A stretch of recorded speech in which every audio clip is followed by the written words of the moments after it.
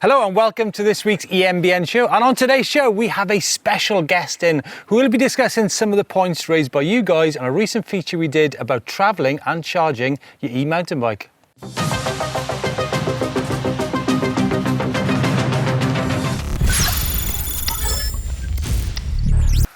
Well, Chris, I missed you last week whilst you were discussing four-wheel drive e-mountain bikes down at Blake's, was it? Down at Blake's Garden? Two-wheel drive e-bike, Steve, yeah, in Blake's Garden. Yeah, nice little place. Not a patch on your house in Wales, mind.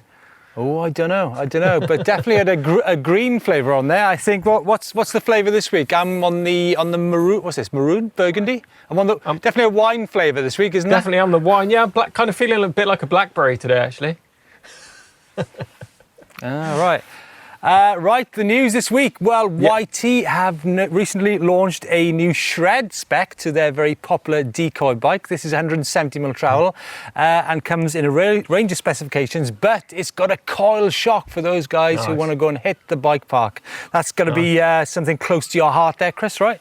Definitely, yeah. It looks an amazing bike. I think with that coil on, it's going to be an even more popular bike than it already is. And talking about coil, actually, me and Chris were in the mountains this week riding the new Niner bikes, the RIP and the WFO. So keep an eye out for a video coming on those bikes very soon. Meanwhile, news from Specialized. Now, it's common knowledge that there have been some issues with the Specialized motor over the last few years, but they've acted to remedy this and they've recalled some of the motors. But there's quite a lot of detail in here on this update and recall, isn't there, Chris? Yeah, so as Steve's mentioned, they've recently extended the warranties on all their Levo and Kenevo's models, and they're saying some time ago it came to our attention that we were experiencing a small but unacceptable number of early life failures in some of our model years 2019 and 20 Levos and 2020 Kenevo motors. Since then, we have worked relentlessly to drive a number of improvements to eliminate any issues. They've included steps to reduce noise, belts, failures, things like that. So they're saying to ensure peace of mind for you as a rider, we're extending the motor warranty on those bikes from 2 years to 4 years of all owners of model years 2019 Levos and Kenevos from the date of purchase. So that's big talk, isn't it? It's big talk, and it's great to see a company, you know, tackle that issue. It's a well-known issue, and but you know, like we've covered many times on the channel, the turnaround from the shops, from the dealers, is incredibly quick. You know, we're looking at like Raceco cycles here in the UK, 2 to 3 day turnaround. So yes, it is a problem, but it's definitely something that they've kept on top on. But certainly great to see that update. So peace of mind for all Specialized Levo and Kenevo riders in the future. Yeah, and I think the great thing about that is that warranty is going to be transferable as well, should you decide to sell the bike. So I think that is a great move from those guys. I think it's a big amount of money to spend on a bike, and I think it's great that you've got that peace of mind now. So great work, big thumbs up from us, definitely. Now, recently we had a video on EMBN all about charging your e-mountain bike off-grid, and it did actually raise quite a few comments. So we got Ray in to answer some. Wow, there's a couple of things that the internet loves. One of them is commenting on videos, and the other is cats. Now, very recently we did a video on how to charge your e-mountain bike if you're out and about, and it is a fantastic time of the year here in the Northern Hemisphere to get out and about your e-bike. But one of the issues is that we all need charging, and on a recent video that I did with Ray Cook here, we showed a couple of examples on how to do this. One was a short-term version where we used a charger and a hookup on a campsite, and the longer term example was how to do it using solar panels. And as I mentioned, it has generated quite a lot of comments. Now, what I will say is that our video with Ray was actually based on well-researched technology, and it wasn't just done on theory, but as I said, there's been quite a few comments there. So Ray is here to help us go through some of those and put things right, I think, right? Absolutely, Steve. Now, I don't read the comments very often. You're too busy with the cat. I've got the cat, so I'm really chilled out now, so I'm okay. Yeah. But the whole thing boils down to cable size. It does, doesn't it? And does cable size matter? We've been there before, haven't we? Yeah. Now, what I will say is, in our example, we actually showed how to charge one e-bike battery, either a 500 watt hour or a 700 watt hour. That's so correct. it seems to me, Ray, that, well, there's a couple of things. Some people say that alternators are 100 amps, and that's one of the big problems of your setup. But, you know, we ran the simulation with an alternator, right? Absolutely. Well, this is no different. The whole thing is that we put a 10 amp fuse in to start with because we wanted to check it out. Everything was working. And we looked at the quiescent power that was being taken by the inverter just to see what that was doing, because if you leave it on by mistake, it's going to flatten the battery. But it only took 1 or 2 watts, not very much anyway. So moving on from that, we ran it with the battery charger. We started off first of all with a small battery charger at 7 amps, and that's what the inverter was pulling, and everything was fine. Then we put the larger battery charger on, which is the one that charges up a 500 or 700 in about 3 hours. We put that on. That took 17 amps. And we said at the time that the battery won't stand for that and the whole thing would go flat. But the little battery charger, it would work. And how do we get the 17 amps? We get the 17 amps directly from the float battery. And we know that we might run for 10 minutes, the float battery will then kick out. And what happens then is that the unit, the inverter, will knock off so that the power from the battery will be cut off, and that will mean that everything will be okay for starting the motor on the car. And the car motor needs 9 or 10 volts. You never get that low with a battery, but you do when you switch it on and push your finger on the button. So there's no problem about getting miles from anywhere and not being able to start up. And that's an important thing, and all the inverters have that. And they tell you they're going to do something because they start beeping. So there you are, that's that side of it. Well, actually, can I read out some comments, actually, Ray? You can indeed, go ahead. I mean, it's, you know, some of them were quite lively. There's one here, very dangerous advice. If people follow this, cars will burn. Please take down this video. The cables are way too thin, bad fuses. Got another one here, is seriously bad advice, inadequate cable sizes and a serious lack of correct fuses. You cannot use speaker wire to connect those batteries. Yes, you can. And you get it from TLC, Yeah. and it's called 79 cable. It has 2 leaves, 79 strands in each, 2.5 mils. You look on their site, you'll see it per lead. That's 2. How much does that come to? That comes to 5 mils. If you go backwards to 2.5 and you look at the regulations, not the regulations, but the advice on your computer, just look there and you'll find it says 23 to 25 amps for 2.5. So my mathematics tells me that's 46 to 50 amps you can do, but that is millimetric. And millimetric means that that is for a short distance. That is the total capacity that you can push through a short piece of wire. Now, if you want to do the calculations to put 17 amps through at 12 volts over 2 meters, Call or it 3 meters. Yeah, call it 3. If you work that out, all right, it comes up to 19 amps, theoretically. Yeah. When you read it on the rig, it does 17 amps. 17 amps is less than 50% of what the cable is going to carry. Yeah. And that's 40 amps that you're allowed.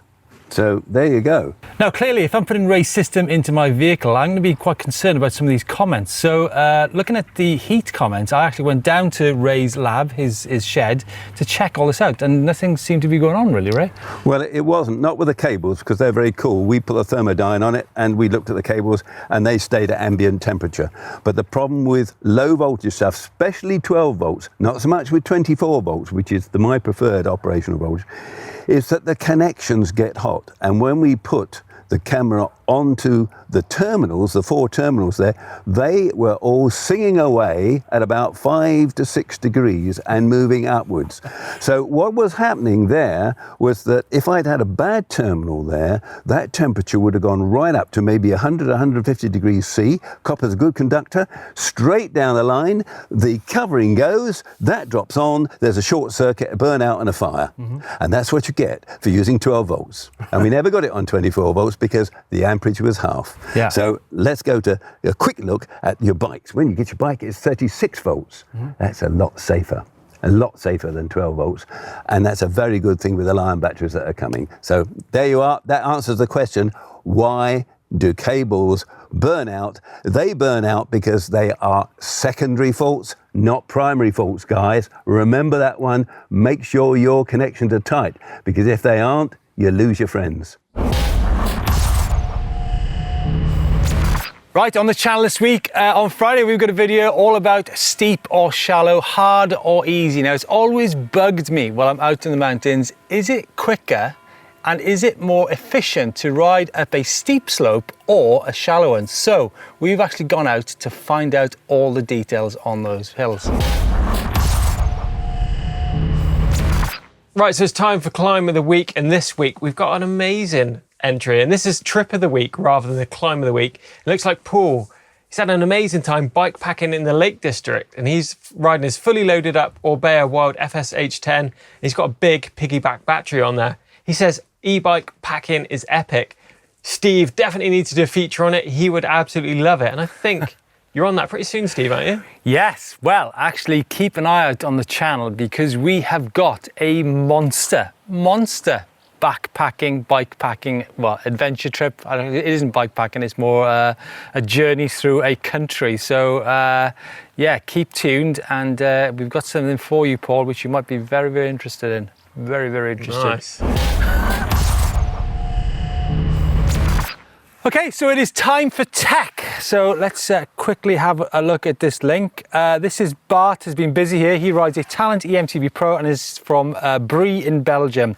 I used to ride a sport motorbike for fun, and what in the name of Jesus and Mary is that? There's a windshield, isn't it? Like I got on my scooter, I think, on my Honda C90. Oh dear. So he said it really helped him against the wind, so he made one from his mountain bike from a carton of milk. Oh, crikey. Thoughts? Don't know, maybe for the Aero Tuck. Maybe I should have had that on the de-restricted bike when I raced a road bike, but don't know, not my cup of tea. What about you, Steve? Right, well, it's time for Out and About. And I have to apologise, a minute ago, the clouds really did descend on us while we discussed the tech part of the show. And it was quite a dark tech this week, wasn't it, Chris, I think? Worse, it's pretty dark, that.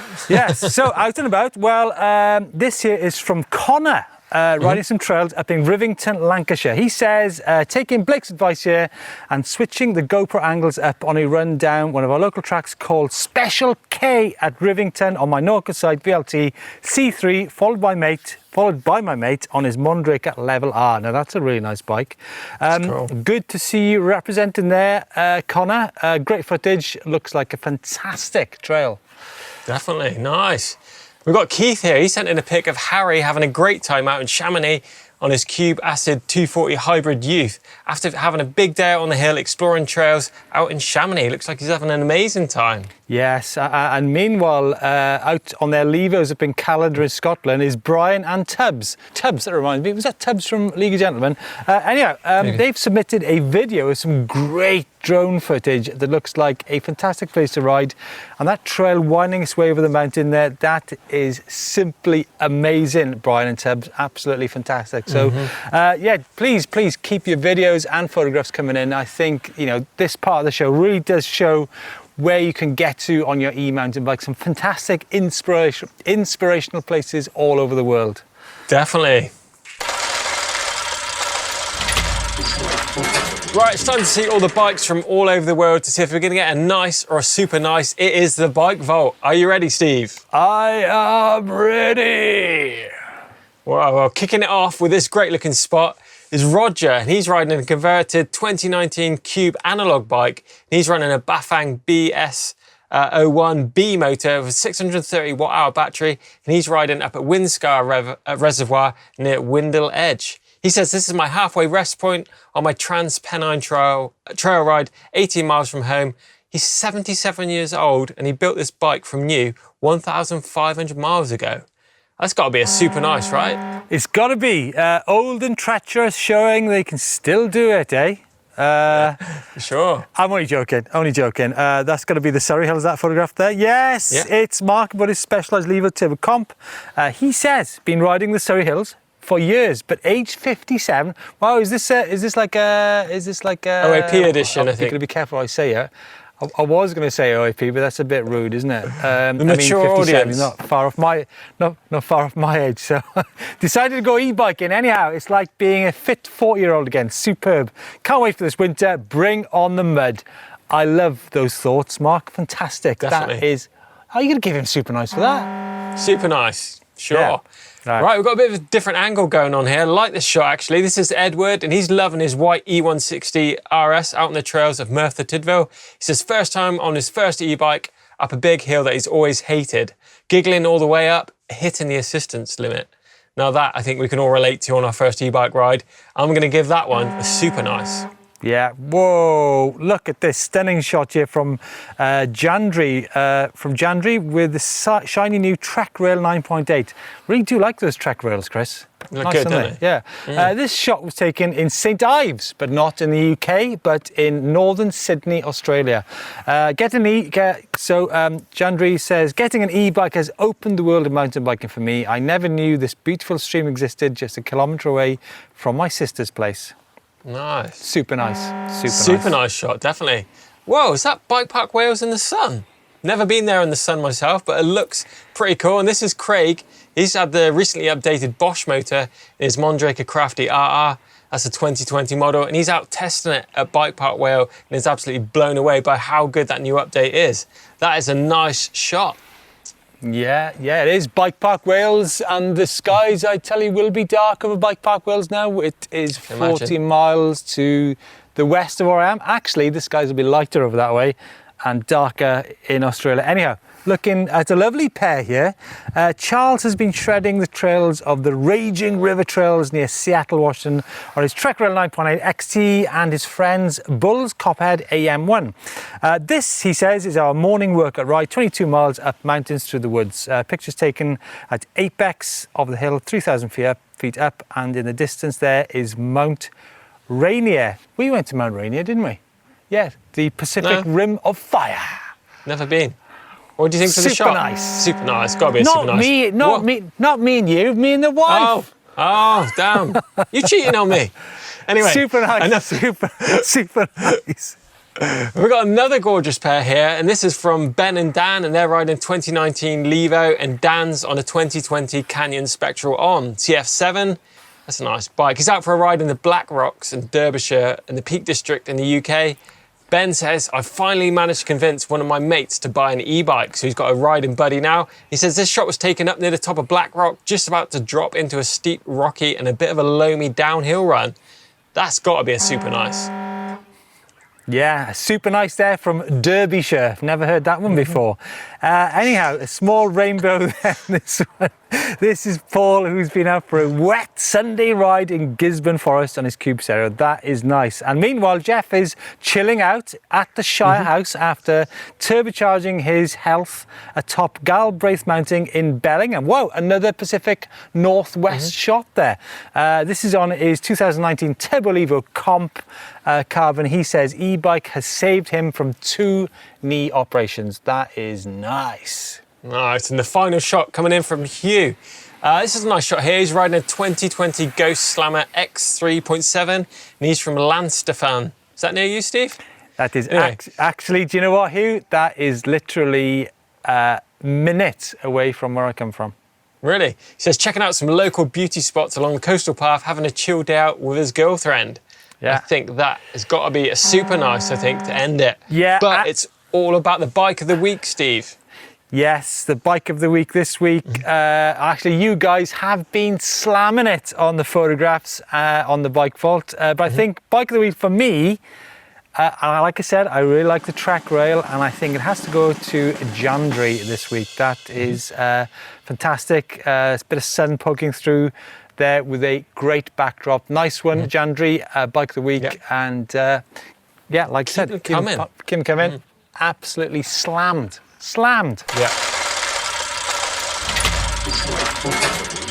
And use the upload service. The details of that are up on screen. If you want to get featured on the show for any of those things, Climb of the Week, Bike Vault, where in the world, keep all those entries coming in. It might be you on next week's show.